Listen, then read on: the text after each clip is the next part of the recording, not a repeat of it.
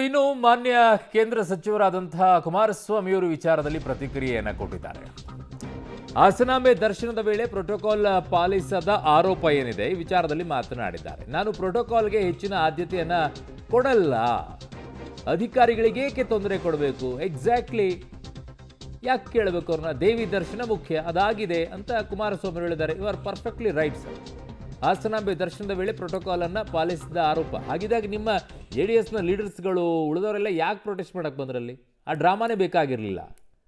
ನಿಮಗೆ ಒಳ್ಳೆ ಗುಡ್ ಅಂತ ಹೇಳ್ತಾ ಇದ್ರು. ನೋಡಿ, ಒಬ್ಬ ಕೇಂದ್ರ ಸಚಿವರು ಬಂದರು, ಅವ್ರ ಪಾಡಿಗೆ ಅವ್ರು ಹೋದರು ಅಂತ ಹೇಳಿ. ನನ್ನ ಜೀವನದಲ್ಲಿ ಈ ಪ್ರೋಟೋಕಾಲ್ಗಳು ಮಗದೊಂದು ಇದು ಯಾವುದಕ್ಕೂ ಹೆಚ್ಚಿನ ಮಹತ್ವ ಕೊಡಲ್ಲ. ನಾನು ಎಂದೂ ಸಹ ಕೊಟ್ಟಿಲ್ಲ. ಮುಖ್ಯಮಂತ್ರಿ ಆಗಿದ್ದಾಗಲೂ ನಾನು ಅದರ ಬಗ್ಗೆ ಮಹತ್ವ ಕೊಟ್ಟಿಲ್ಲ. ಪಾಪ ನಾನು ಗ್ರಾಮ ವಾಸ್ತವ್ಯ ಮಾಡಬೇಕಾದ್ರೆ ಆ ಅಧಿಕಾರಿಗಳು ರಾತ್ರಿಯೆಲ್ಲ ಹೊರಗಡೆ ಮಲಗವರು, ಅವರಿಗೆಲ್ಲ ಕಷ್ಟ ಕೊಟ್ಟಿದ್ದೀನಿ ಗ್ರಾಮ ವಾಸ್ತವ್ಯ ಮಾಡಬೇಕಾದ್ರೆ.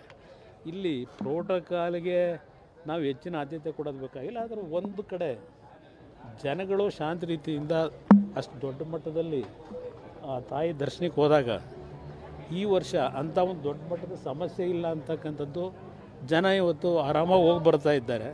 ನಮಗೆ ಬೇಕಾಗಿರೋದು ಅದು ನಡೀತಾ ಇದೆ. ಅದ್ರ ಬಗ್ಗೆ ನಾವ್ಯಾಕೆ ಚರ್ಚೆ ಮಾಡಬೇಕು?